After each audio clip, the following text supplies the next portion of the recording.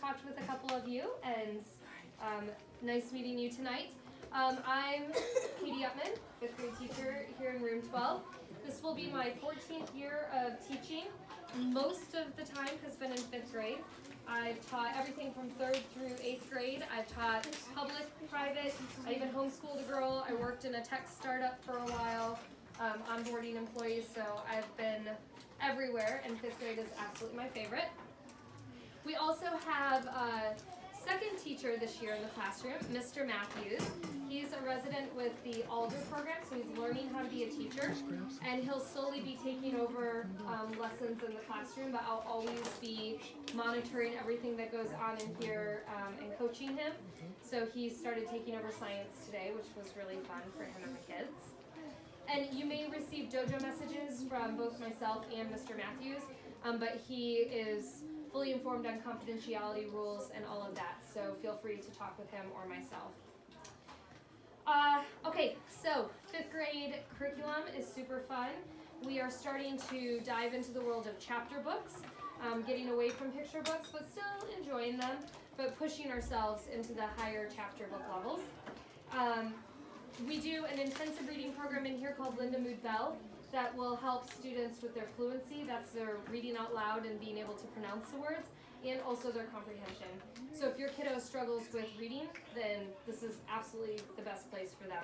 Last year we were able to get our kids up. We had about 13% passing the reading test as 4th graders, and we had almost 60% passing as 5th graders. So the program gave us that huge jump. For math, we use Ready Math, but I supplement a lot with real-world life projects and problem solving. In science, we use STEM scopes, but we also do design thinking. So you may have noticed our makerspace back here. We do have power tools.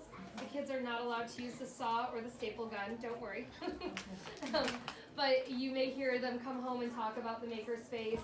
We also have a whole portable makerspace that will be open hopefully in October or November.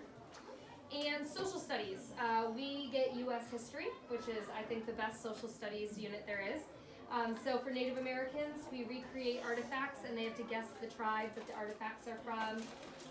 We do Revolutionary War reenactments, and we also study the musical Hamilton for Constitutional Convention. So if your kids come home singing hip-hop songs about,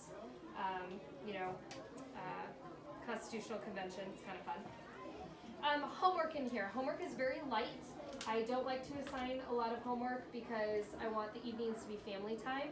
So 20 minutes of reading a night minimum, and if you want your students to do more, they can hop on their computers and do iReady at home.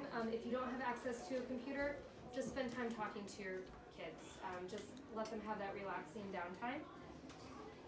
On Fridays, we have study hall. So if they didn't get their work done throughout the week, then they'll be in here with me for study hall. If they do get their work done, they get to go to electives. So that's band or orchestra. Band or orchestra is free for your student to sign up for. The form is in the folder if you haven't signed your child up for that.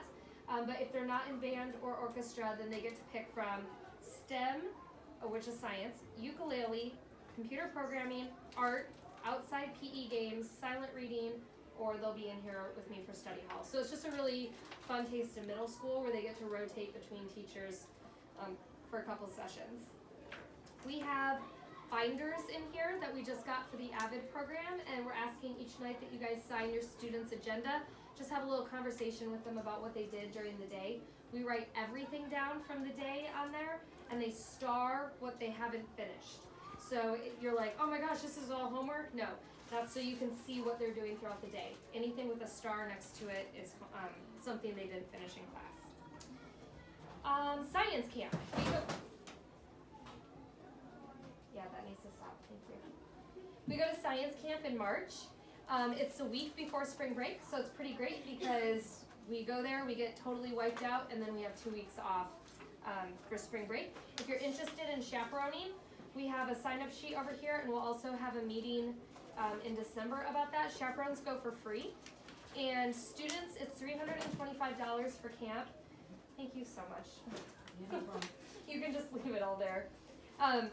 It's $325 for camp, but students can literally raise every penny selling chocolate. So if you're like, that is a lot of money and I'm not real sure where I'm going to get that money, have them start selling their chocolate now. They only need to bring in $25 for their deposit for their first box of chocolate, and then 11 boxes, their camp is totally paid for. We also have a couple of PTA scholarships available, but they need to have sold at least 2 boxes to qualify for that. And yes. Yeah, I have heard stories of that. I'm like, Taylor, a box of chocolate. And if fundraising is not your bag, you can just drop like $5 a week off in the office and they'll put it towards your child's account. It's just like a little savings account every time, and your kid can even bring in Ziplocs of change, you know, and give it to the office. It adds up really fast. Dojo. I think you guys are all on Dojo. Oh, maybe, okay, perfect. We'll get you signed up. That is my main form of communication.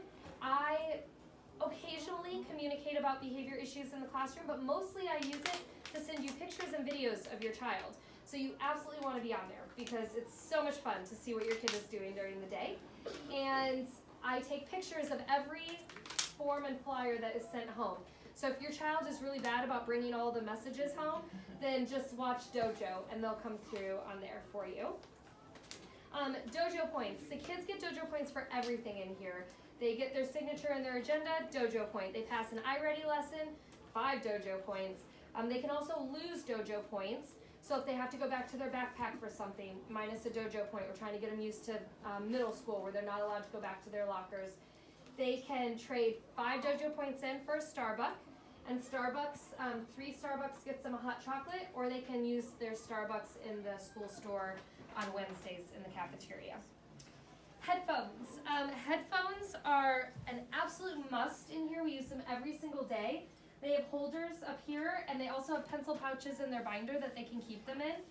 We need the headphones with the microphones on the cord because we do a lot of video recording in here, and they can speak into it. Otherwise, it sounds like they're underwater because they're picking everything up.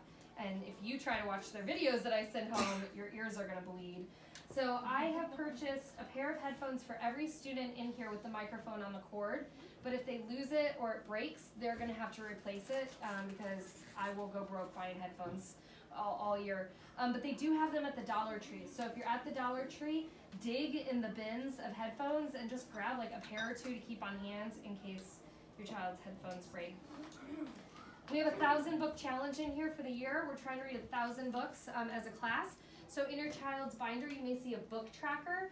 That is not a reading log. I'm not expecting them to write a book every night, okay? That's just when they finish a book, they write it on their book tracker and it counts towards our 1,000 books that we're trying to read for the class.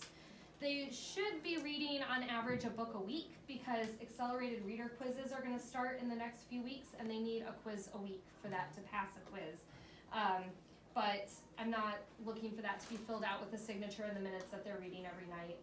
I want reading to be fun, not something that is just one more thing that they have to write down. I don't ask for things for the classroom very often. We are very blessed by the district, and this classroom has pretty much everything it needs. But if you are looking to donate something, we could use some mint gum. The kids get pieces of gum when they test in here because studies show that chewing mint gum activates the neurons. And we also do little spritzes of cinnamon spray. It could be more psychosomatic than actual science, but the kids love it anyways. So whatever the case, it improves their scores. So if you're at the grocery store and you want to grab a package of mint gum and send it in, that's a whole year request. We'll take that all year. On your students' folders, you'll see a little sheet of paper that you can just write them a note if you'd like. We have back to school conferences over here, so if you would like to meet with me for a half hour, just kind of chat about your student, feel free to sign up. I'd love it if you could sign in. And this year at graduation, we are doing t-shirts and not formal wear. So I know last year some parents went out and bought their students like very nice outfits, and then they were upset when we said we were doing t-shirts, so we're putting it out there this year. For what was that again? Graduation at the end of the year. Okay. Mm-hmm. Yeah, so free of charge to your students.